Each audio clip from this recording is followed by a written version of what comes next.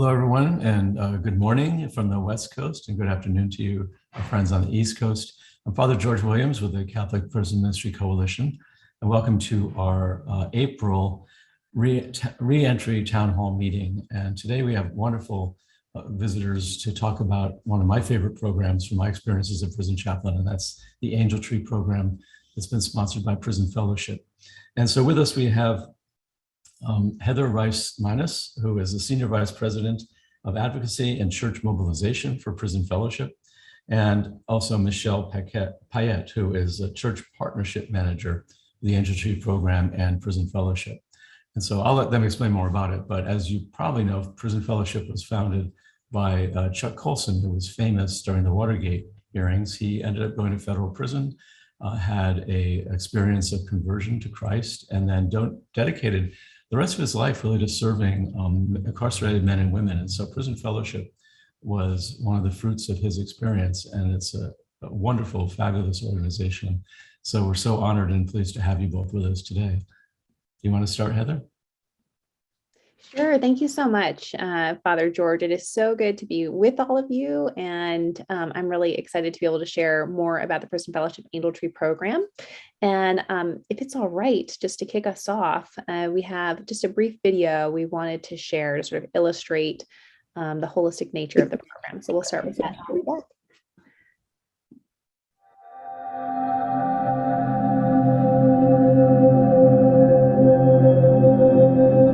If I were to be honest, the constant pivot point in my life has been crime and incarceration. See, at the age of 19, I followed in my father's footsteps, found myself incarcerated, facing a lengthy sentence, and it was in that place, what seemed to be like a deep, dark dungeon, that I began to find new life, I began to find new hope, and it came in the form of the Prison Fellowship Academy.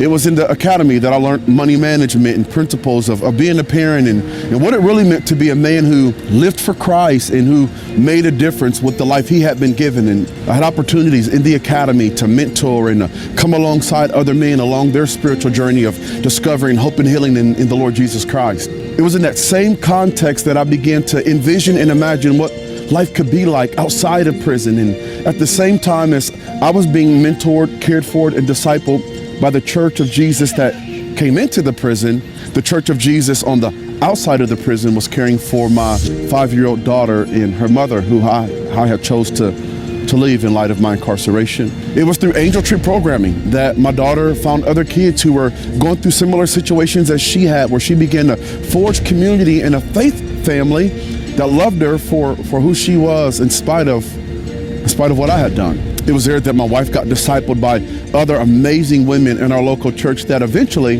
became my own local church home. I couldn't see myself not joining the church that had cared so well for my family while I was incarcerated.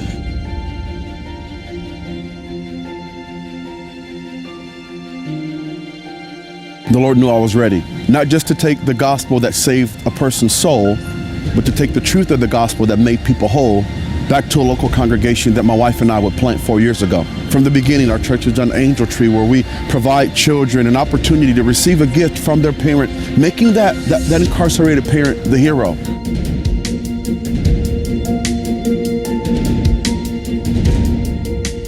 Our church is actively involved in justice initiatives. As a matter of fact, Hope City Church is a signer proudly of the Justice Declaration. I was given a chance to work alongside the Prison Fellowship Advocacy Wing, where I got to see our staff working with local churches and men and women on Congress, both here in DC and even just across the 50 states, to move ahead restorative justice initiatives that brought forth dignity to the individual, but also produce safety within our communities. That's why I gladly, wholeheartedly endorse and recommend you availing yourself to all of the resources provided through Prison Fellowship. What I believe that Prison Fellowship does so well is they wrap their arms around the whole family. Everything from in-prison programming to post-relief opportunities and resources to serving, caring for, and coming alongside the needs of families who've been impacted by crime and incarceration. But here's what we know. The fight for justice continues, and it happens as churches, as pastors, as moms, and as dads like you lift your voice, get engaged in action so that we can make a difference.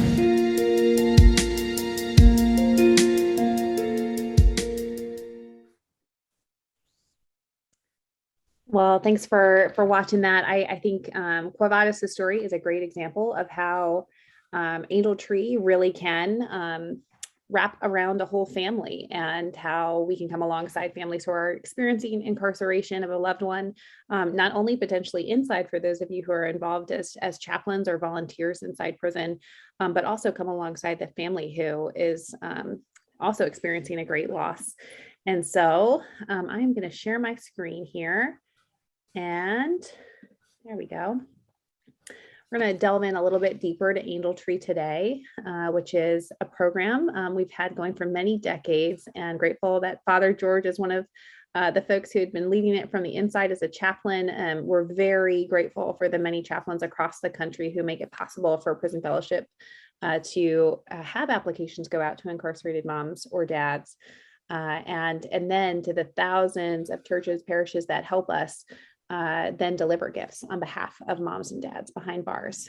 So Prison Fellowship was founded by the late Chuck Colson, as Father George mentioned. We actually just came upon the 10th anniversary of his death. So he's been gone for some time now, but his legacy of wanting to make sure that the experience he had in prison and the men he met inside and making sure to remember them lives on. And so our passion is really to empower the church to be the hands and feet of Christ, and to care not only for those who are inside through direct prison ministry, but for their families. And as Pastor Quo Vadis in the video mentioned, we also do a lot of work on justice reform. And it's been a joy over the years to work with groups like Catholics Mobilizing and the USCCB and others who are also so involved on justice reform issues. So in terms of Prison Fellowship's Angel Tree program, our goal is to really equip the church to strengthen the relationship between incarcerated parents and their children, and support their families of those who are incarcerated year-round. I know that Angel Tree is kind of a big brand in and of itself. A lot of times people will say, "Oh, I've heard of Angel Tree," but it may not be Prison Fellowship's Angel Tree. And the unique thing about Prison Fellowship's Angel Tree is really that application for a child to participate starts with an incarcerated mom or dad. It's really the parent who, as Pastor Quo Vadis mentioned, is the hero signing up their child to receive a gift on their behalf. On the application, they'll actually write a note that we then transcribe and affix to the gift. And so I was my church's Angel Tree coordinator this last year and got to deliver to several families. And when you deliver, you're not saying this gift is on behalf of my church or my parish. You're saying this gift is on behalf of your dad, who wanted to make sure that he remembered you this Christmas, even though he can't be with you. And so that's the really unique thing about Prison Fellowship's Angel Tree program. And our hope is that the partners we have, the churches who are doing this, really do come alongside those families year round, not just at that Christmas season and then no longer stay in touch with them. Prior to COVID, we were serving over 300,000 children each year at Christmas time. And so as you can imagine, a program of that scale takes a lot of partners and people like you to make it happen. So I also want to make sure we talk just a little bit about why those numbers are so big, even for our program. We know that there's even more children that could be reached. And that's why the work of chaplains inside prison, getting out the applications, is so important. We know that there's approximately 1.5 million children in America that have a parent in prison. We know that 1 in 49 children have a parent who is incarcerated, but that goes up to 1 in 9 among Black children. So we know that there's particular impact in communities of color as well. And one of the reasons we're so passionate about the Angel Tree program is there is a lot of risk associated with having a parent incarcerated. Kids are 4 times as likely to suffer from mental health problems, 3 times as likely to grow up in poverty, 6 times more likely to one day be involved in the justice system themselves. But we, really see this as an opportunity. These are opportunity kids who we can come alongside and help make sure that they actually reach their God-given potential, that those obstacles can be moved, and that they have the support that they need so that it doesn't happen. And we have several components to the Angel Tree program. So Christmas is usually how it starts with a gift, we say, because we're delivering on behalf of mom or dad to that child. But also we offer some other unique resources through Prison Fellowship. One is we have Angel Tree Camping Scholarship. So we have partners, Christian camps across the country who provide a camping experience, a summer camp experience. Often these are outdoor camps, and sometimes some of our Angel Tree kids have never experienced before. And we provide scholarships that eliminate or nearly eliminate the total cost of the camp so that those kids can attend.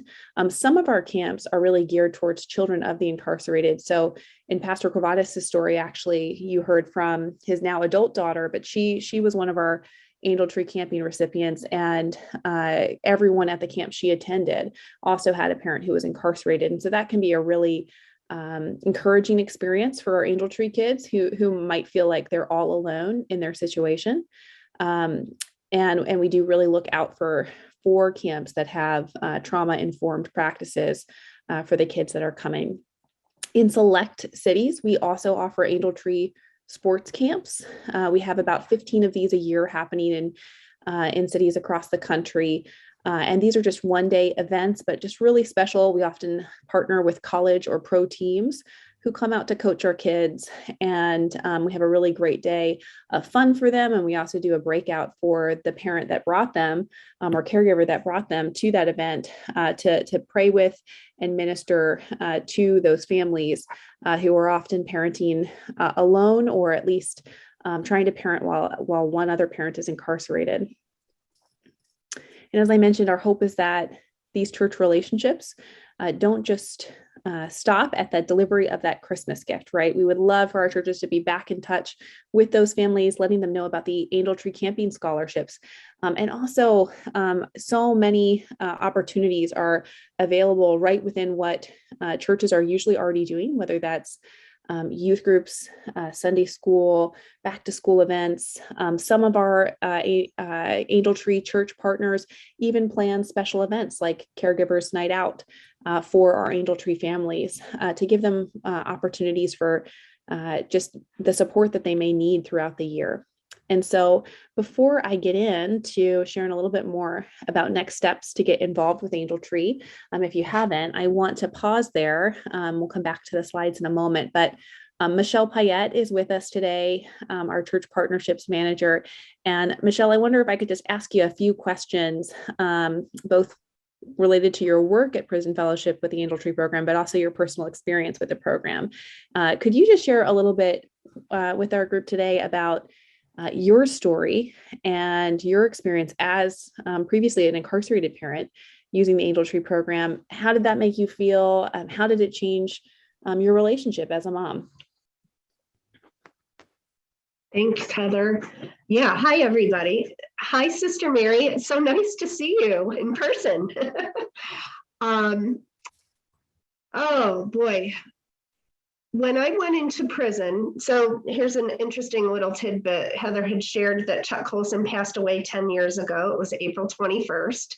Yesterday was my 10-year anniversary of my release from prison. And I had hoped to meet him, but unfortunately I have to wait until I'm in heaven to have that happen. But I was not a Christian when I went into prison. I thought I was, but I wasn't, and that's so clear now. But a big part of what changed my life, I can now see in hindsight. When I went into prison, the Lord arranged it that my job was to clean the chapel. And while I was cleaning the chapel, we had a Muslim chaplain, Sister Melody, and a Catholic deacon, Deacon Frank Gould, who I had mentioned. I don't know if anyone knows him. I was hoping he'd be here, but I got to know them and they became my friends. We didn't have a Protestant chaplain, but there was an empty office, and the woman had passed away. everything got shoved into a closet. So while I'm cleaning, I'm being nosy. I'm looking in that closet and I noticed all these books. So what I did was I asked Sister Melody, who was our chaplain, if I could go in there on Tuesday nights when Deacon Frank was in his office and organize those books. And Deacon Frank said he would be responsible for me. So that began me being in the chapel when I wasn't cleaning, when staff was there. And Sister Melody came to me one day and said, you know, and you're not your name, you're not Michelle. So you're either a DIN number or you're your last name. And she said, hey, Payette, there's a program called Angel Tree where you moms can get a gift for your kids for Christmas. I need somebody to do it. I can't do it because I'm not a Christian. Deacon Gould said he'd watch you on Tuesday nights if you want to help sign moms up for it. Is that something you want to do? That was how it was presented to me. And I said, yeah, of course. I want to get a free present for my kid. So at that point it was, and you know, our slogan is it starts with a gift. So it was about the gift for me at that point. So every Tuesday night for the next 2 weeks, so the next two, we promoted it for a week. And then the next 2 weeks, moms would come in and they would sit with me in that little empty office where we were organizing books. Deacon Frank was right next door. And I helped the moms fill out some applications for Angel Tree.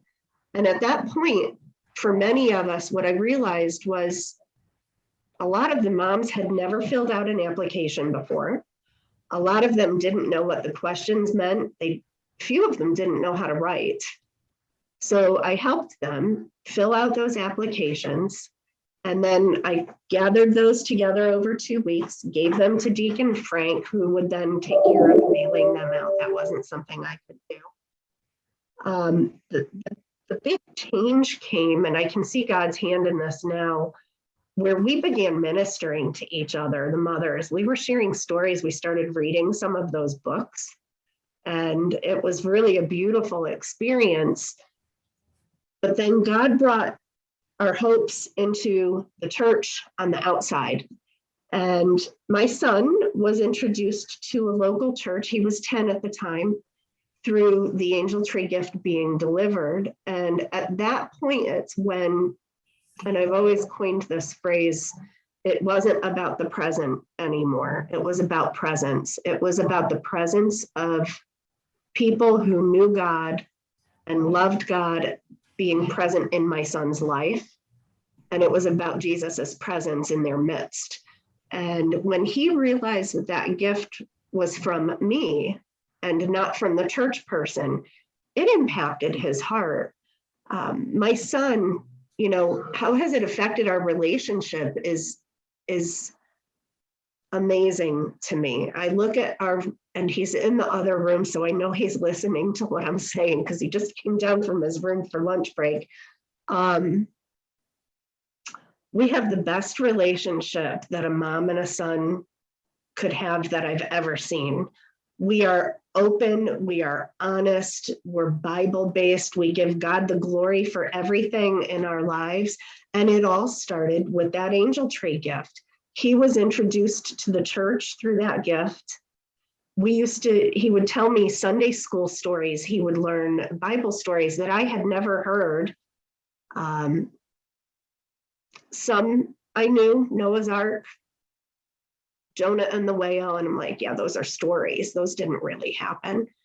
But as I started reading in my Bible, I realized these really did happen. And one day he shared with me about Paul and Silas being in jail and asked me to go to chapel instead of just cleaning the chapel, to actually go to a service and worship and sing. Because if I did, maybe my chains would fall off like they did for Paul and Silas. And I would make friends with the cops and they would let me come home. That's where his little heart was. And that's what he saw and what he heard. And I did, because as a mom, what I had put him through, I could never take back. I would have done anything to make him feel better. And if going to chapel and singing made him feel better, and I kept my word at this point, that's all I have left. That's what I'm going to do. I'm going to do that. So that church then ended up staying in touch with my family. And I would hear from my sister, who is now coming to the church. They wouldn't go initially to church, but they went for an Easter egg hunt because they couldn't get held hostage. It was outside. And she knew, she's like, I can leave when I want to. But what ended up happening is they ended up falling in love with Jesus, and they ended up being saved. And I ended up being saved at the same time through that. I do a program now called Residents Encounter Christ up here in New York, which goes into the facilities. It's been a few years because of COVID, but I had wanted to be a part of this 3-day weekend. It's like a Kairos weekend. And I couldn't because I was labeled Protestant. But when I came home, the head of Residents Encounter Christ, the Catholic program, said, we would like you to share your story with the inmates in our program. So I actually got to be a part of the Catholic program finally, which was really, really nice. Did I answer your question, or did I go down memory lane too far, Heather? No, it was lovely, Michelle. I mean, I heard so many things that I think are just little lessons learned about what Angel Tree can mean. I mean, for one, it was such a starting point for reconciling your relationship with your son. It gave you some common ground of things to talk about, right? It made him feel remembered. And I think it also, gives moms an opportunity to do something for their kids. And actually, I was thinking, Michelle, of the woman who actually founded the program, Mary Kay Beard, who was also formerly incarcerated. She was actually once, she's no longer with us, but she was once on FBI's most wanted list. And she actually started the Angel Tree program because of her experience of being incarcerated and just seeing incarcerated moms pull together whatever they could, soap from the prison, shampoos, anything that they could give to show their kids that they were remembering them at prison from commissary. And that's what really touched and moved her to try and start something to just bring some dignity to what moms could be able to give to their children. So it started very small, I think in Alabama and a few other states. And then it just grew to this movement of trying to make this possible for all incarcerated moms and dads. And so, Michelle, any other thoughts on, as you're helping all these other incarcerated moms sign up, do the application, did you hear any comments or stories from those mothers about what the program meant for them and their relationship with the children? Yeah, I'm reflecting on Mary Kay, and I loved when I first heard her story, and I didn't know her story until I came out. But what she said about seeing the moms saving soaps and things, this was an experience that the moms and I talked about in that what we now call our Christian library. I still stay in touch with a few of the moms. And we would plug your ears, Father George. we would break rules. We would risk getting a ticket to send a present home to our kids.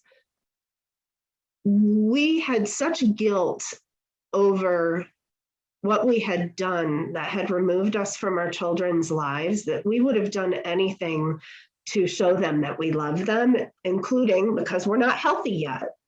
I wasn't anyway. I wasn't saved yet. I would have done anything. We would sneak stickers into our bra. We would take bars of soap and try to flatten them. You would heat them and try to flatten them so that we could mail them out to our kids, because you're not allowed to mail here in New York. You weren't allowed to mail those things. So we would take things from programming, stick it in a place where we could hide it and try to mail it home. Luckily, I never got caught. But what we were talking about in there was how beautiful is this, I probably didn't use those words, but in hindsight, I will. How beautiful is this that God has provided an opportunity for us to actually provide a gift for our kids without getting in trouble. And this gift is from us. This gift is from, I remember one girl, I think her name was Tashima, and she said that she had signed up. Her daughter got the gift, and it was a little doll that she had wanted. And she just cried and cried and cried. And she said, if I had been home and gotten her that doll, it wouldn't have had the impact that it did. With her knowing how much I had not forgotten her, I still loved her, and that I reached out to a friend who was able to deliver this gift to her from me. It's very personal. So it's just such a blessing to be able to provide for your child when you know you've done wrong. It really isn't about helping the inmate. It's about bringing hope and light and breaking a cycle of generational sin and dysfunction in families by reaching a child's heart for Christ and their caregiver. So that's a huge part. Is this helped my mother not have to provide a gift for my child during a time where she's already overburdened with an income problem. And then the church stayed in touch throughout the rest of the year. So mentally, she got help. Physically, she got help. Spiritually, she got help. And these moms were just so thrilled to have this opportunity that had not been presented to them before. So it affected and changed several of the mothers' lives. With a few of us started going to chapel when my son told us that story that I had never heard before. So thanks for that, Michelle. And just a final question, because I was thinking as you're saying about the impact on the caregiver. And once you came back to the community, you've actually been paying it forward for a long time. And you're now yourself have done Angel Tree as a coordinator and volunteer. And I'd love for you to just share a little bit about, I think you're a great example of what we want to see from those who partner to do Angel Tree out in the community, of not just delivering a gift on Christmas, but enfolding that person into your life. And so tell us a little bit about the relationship you were able to develop with a mom, April, if you would. Yeah, April. So I have a ministry that I started before I came to work for Prison Fellowship, and I was a volunteer at my church, and I delivered Angel Tree gifts to families for probably about 2 years.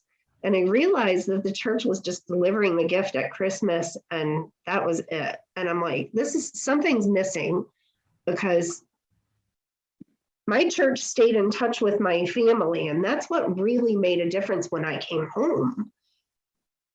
How can we stay in touch with families? What can we do? Well, God ended up giving me a situation with April and one other mom named Mary and another mom named Penny, grandma actually named Penny, where they had a need. And we were just talking because I would call and follow up with them. And they had a need that wasn't being met. And I'm like, well, I can do that. No one will hire me. I couldn't get a job. It took me 5 years to get a job.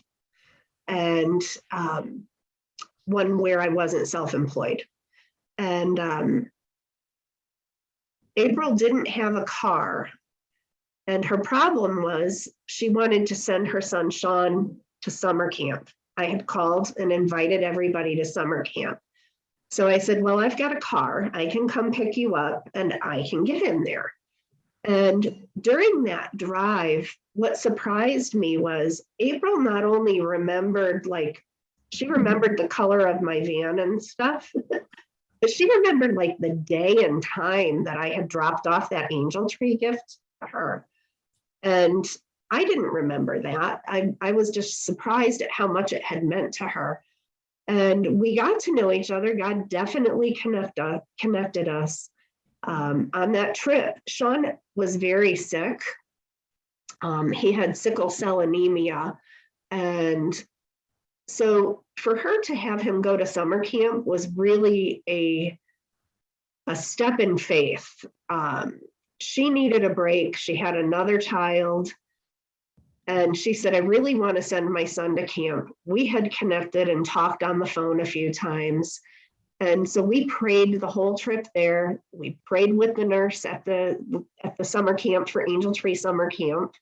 And then we prayed the whole way home. And Sean did great. He didn't get sick the whole time he was there. He came home so on fire for God that it was unbelievable. He wouldn't stop talking about it. So April started saying, he won't shut up about this experience. He's driving me crazy. But it was such a good experience. I'm thinking I want to go to summer camp next year. And so my mind started thinking, wait a minute, my church does a women's retreat. So now, in addition to having a prayer outreach to the moms, maybe we could do a women's retreat and invite all these caregivers on our women's retreat. And now we do 2 a year. We actually have 45 moms that went last year. It is just amazing how April's heart changed during the 3-day retreat that we did. And when she came home, she lived about 45 minutes away from me. So it's difficult. And this is another reason why we need churches to serve children in areas of need, like high need. Because what good does it do if you've got a church that's 45 minutes away and you don't have a car?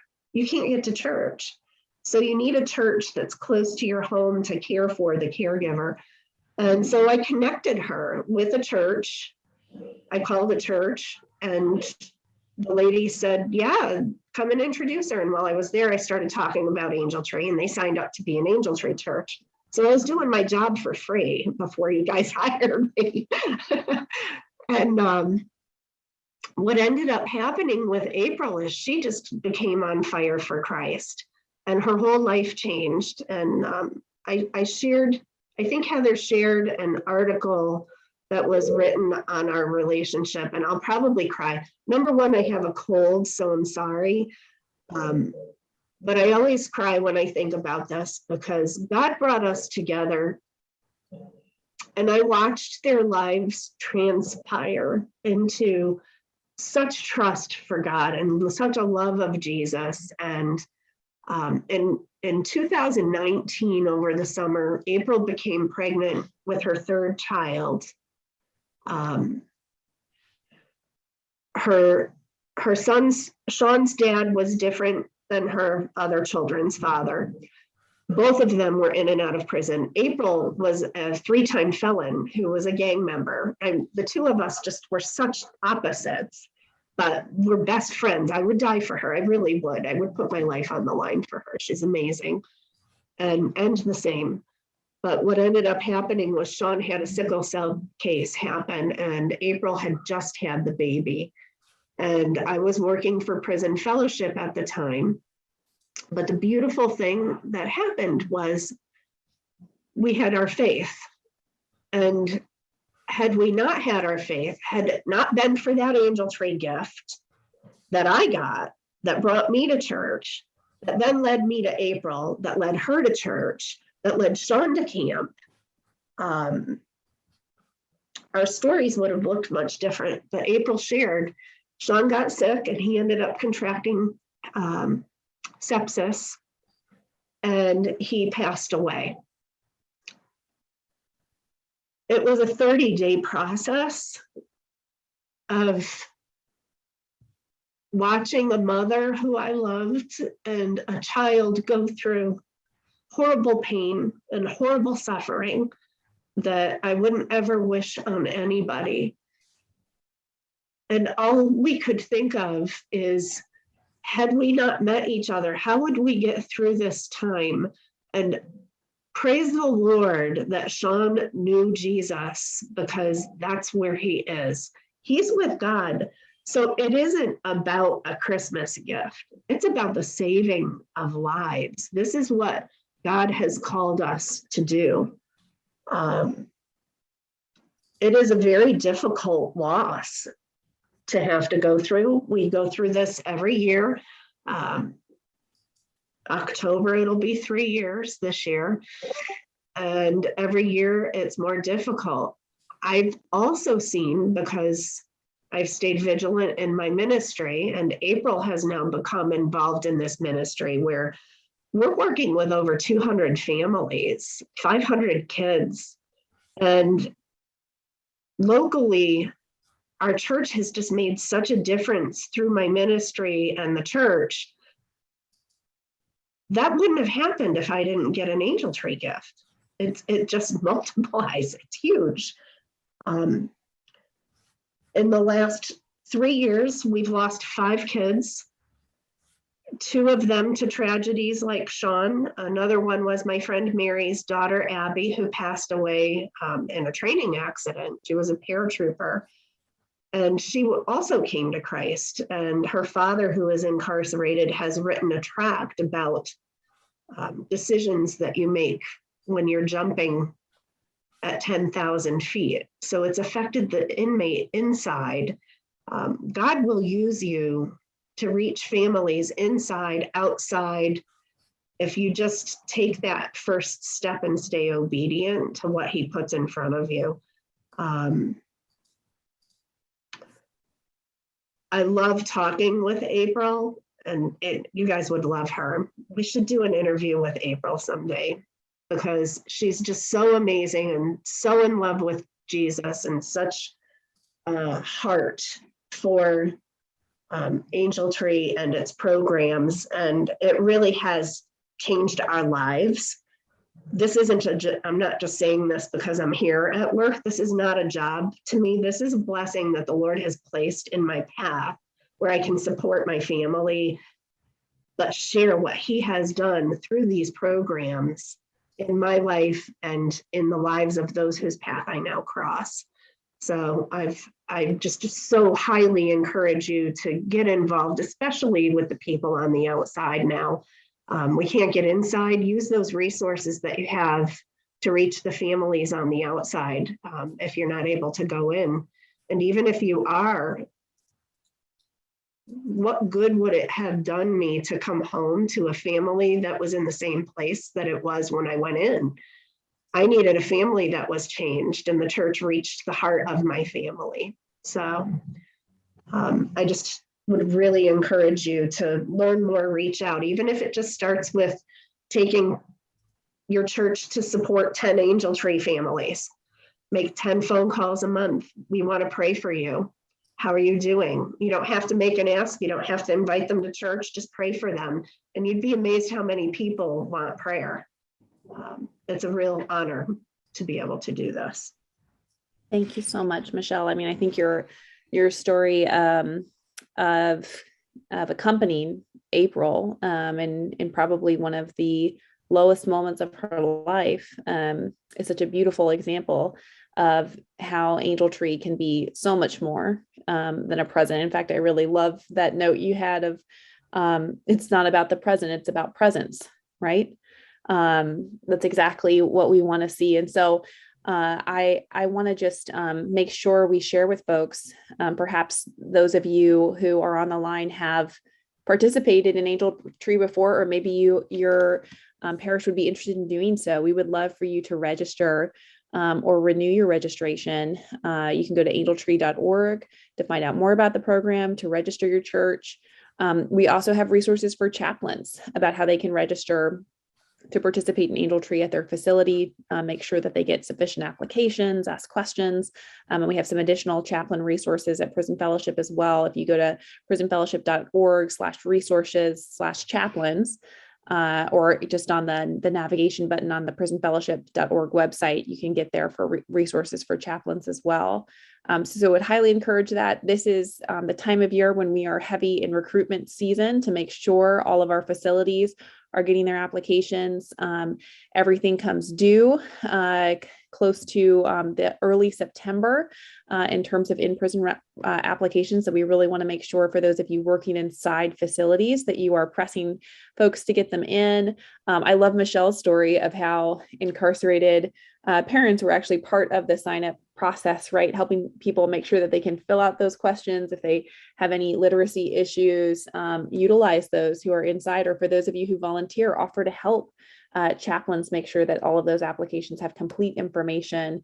I know for myself as a coordinator this last year, sometimes there was missing information, and it took contacting a few of the other alternate candidate contact information to find the children. And so make sure you help folks fill that out completely. And I also want to just stress, for those of you who participate in Angel Tree, either inside prisons helping with applications or volunteering, that there is this opportunity to write a message to the child. And that means so much for kids to see the note that their parent left them. And so I would just stress, if you can, to incarcerated parents, how important it is to leave a note, especially if they can say something that really, since that it will be transcribed onto the note for the gift.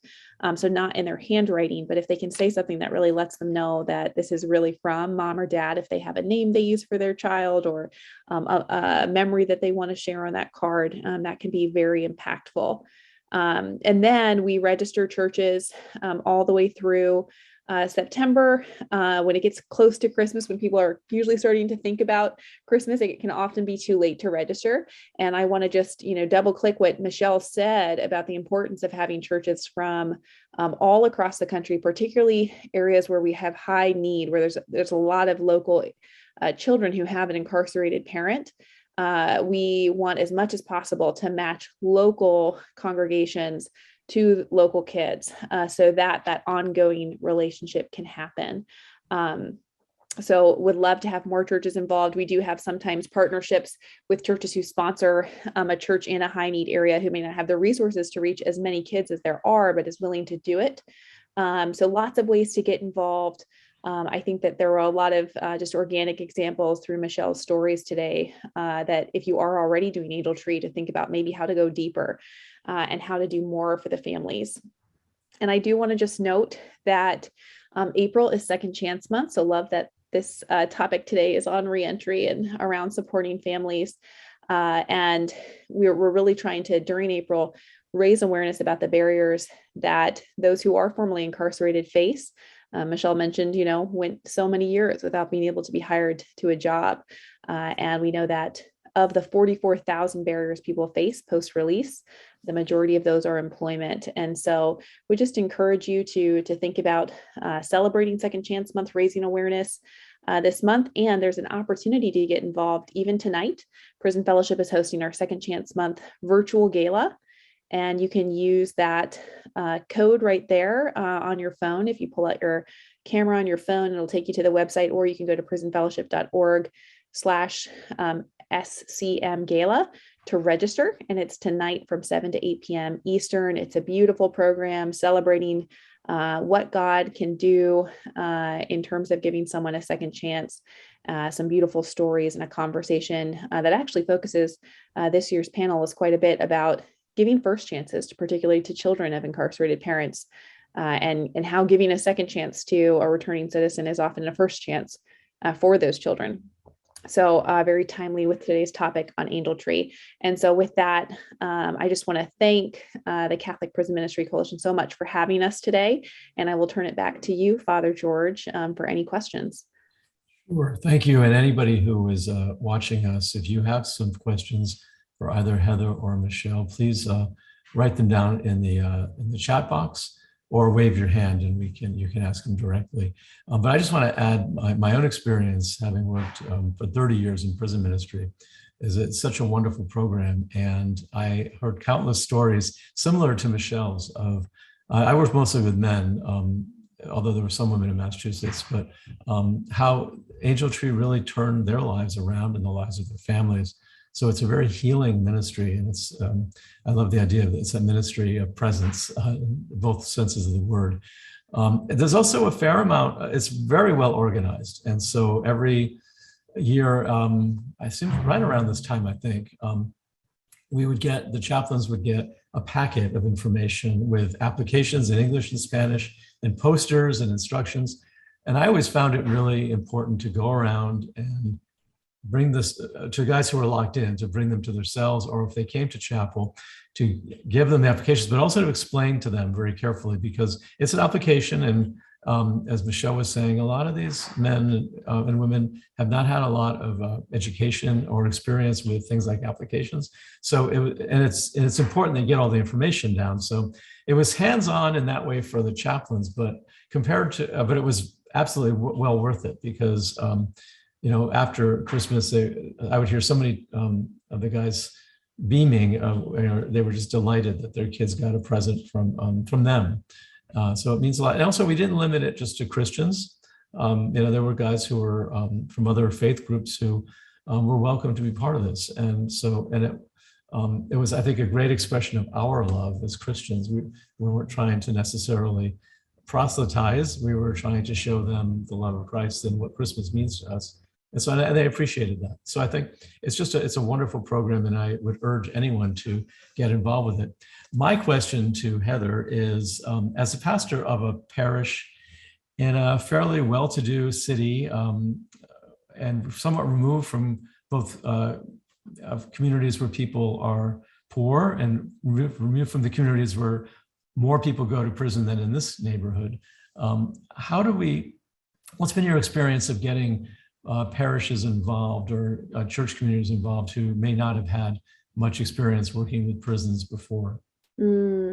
Yeah, that's a great question, Father George, and appreciate you sharing your experience in prison. I'm glad to hear the program is organized, and I love that you all have used it also as a tool for anyone in prison. It's not a requirement that incarcerated parents be Christian to apply, and we encourage that. I think when it comes to the assignment of the children to a local parish, the goal is always for us to give children as local as possible. So we have a sorting tool that helps us do that with zip codes. And so you're going to, if your parish signs up for 50 children, you're going to be assigned the 50 children closest to you as that sorting tool happens. And so for me, I'm in Washington, D.C. My church is a pretty affluent church, I would say, have a lot of resources. And most of the children assigned to us are over the river, actually in the neighborhood that I live in, which has a lot of poverty, a lot of crime. And so one of the things we walked through with our volunteers who were doing delivery, who may not have been familiar with being in a neighborhood like that, is just making sure that you're being respectful of folks, knowing that you're going to potentially have to kind of go by the lead of the family of what they want in terms of the delivery process. My experience was amazing. I mean, I had nobody, everybody invited me and my daughter, we delivered together into their home. And we have been able to stay in touch. In fact, one grandmother I delivered to called me a couple of weeks later just to check on me. And we stay in touch, and I pray for her son, and who's still incarcerated after all of these years. And we've been able to invite the kids back to Angel Tree camps. And so, oftentimes in large cities, like you're in, Father George, there's pockets of the city where there is poverty and where a lot of children of incarcerated kids are. And so oftentimes churches in those situations are going to get assigned kids from their city, but perhaps in parts of the city that folks haven't seen. And so I think having a conversation about how to go by the lead of the family who you're delivering to, make sure people are comfortable with that and respectful. But I have found it such a great opportunity to get proximate to perhaps people who do not share your same zip code exactly, right? And to build relationship across racial divides, across economic divides. And I would also just note, because this does come as a surprise sometimes to folks, not everyone who has an incarcerated parent is poor or living in a community of poverty. We have folks who are behind bars who had very, had a lot of income before they went in, and their family remains that way. And so sometimes I think people, when they think of Angel Tree and the larger brand of Angel Tree, usually being for children in distressed communities, can be surprised if they walk up to a home that doesn't look that way. But that's where we come back to the mission of the Prison Fellowship Angel Tree program, which is we are trying to really build that connection with the parent. And the fact that the gift comes on behalf of the parent is really the point, not that they get a present because they have an economic need for a present.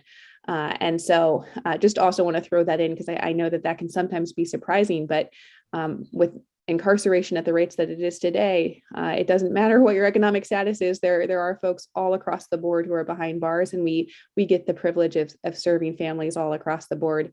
And then one final note I will make too is we do have an opportunity. We've been expanding more and more where if there are not a lot of children who are in need of assignment for Angel Tree in your city, because there's not a lot of kids of incarcerated parents in your area, we have partnerships where affluent churches are actually sponsoring churches in high need areas to do the delivery. And so that can also be a great opportunity where you're making sure that local congregation that can come and accompany that family year round is able to serve them. And if your church has the resources to do that and they have the willingness to do it, that's been a great way we've been able to expand the local ministry of churches in those kinds of communities.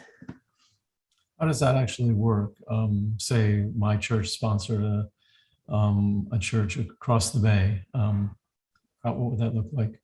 Yeah, so we have we've seen it happen where the churches have made arrangements themselves, and so we've tried to organize it to make those connections for folks. So what usually will happen is if you register for Angel Tree and the children you request are beyond the number that we have available for traditional service in your immediate area, we may contact you with that opportunity to say, hey, we have a church who's an hour and a half away from you.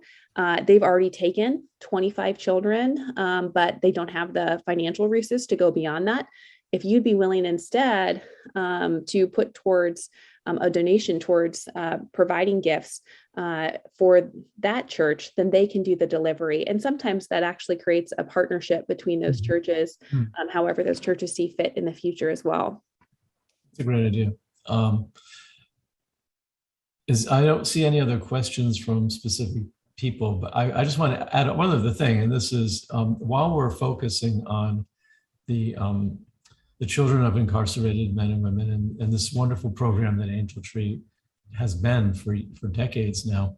Also if you're doing prison ministry or jail ministry, another thing you can keep in mind are the children of the guards and of the staff. And so the Angel Tree doesn't do that because obviously they're working and the parents have jobs or are together. But if you can find some way to recognize the families of the guards while you're doing the Angel Tree, it really opens a lot of doors, because then there's a natural human tendency to think, well, what about me? How come I'm not getting a present? And then you get from some of the CEOs, well, why are these people who don't deserve anything getting presents and we're not? I don't agree with that, but I think it's just a good evangelization strategy, and it's also simply a good way of showing our love and care for everybody, including the men and women who work in the system, who are in many ways in the same carceral environment as the prisoners and experience a lot of stress in their lives, and their family lives often suffer as well. So all I'm saying is, as we're caring for the children of the prisoners, let's also be mindful of everyone else who's impacted by our prison system. So on that note, I just want to point out that we put in the chat box a list of the different upcoming events. But before I say that, I did see one from Ms. Paulson says, it's a great ministry. If I decided to register my parish, what will happen next? Identify the kids whose parents are incarcerated, find volunteers to deliver the gifts. Who will be sponsoring the gift? I'm pretty sure that if you go to the website, that question will be answered, but do you want to address that, Heather? Sure. Yes. Once you register, you'll get, you need someone who wants to be the coordinator of your parish. to register. And so they'll be kind of the point lead volunteer, and you'll get an email confirmation, and the children will be assigned to you usually in October. But in the meantime, you can start to recruit other volunteers, and you'll need volunteers who will be willing to buy the gifts. So members of your parish would be the ones buying the gifts as well that match with the child's desires. You'll need volunteers who will contact the caregivers of the children to confirm the details, their gift preferences. And then you'll also need volunteers who will be willing to potentially deliver the gifts, or some parishes choose to host an angel tree party where they invite all the families to come together for the gifts and maybe have some food and fellowship and that kind of thing. So those are the kinds of volunteers you'll need. And so you can start talking to other folks at your parish so that you have enough hands on deck.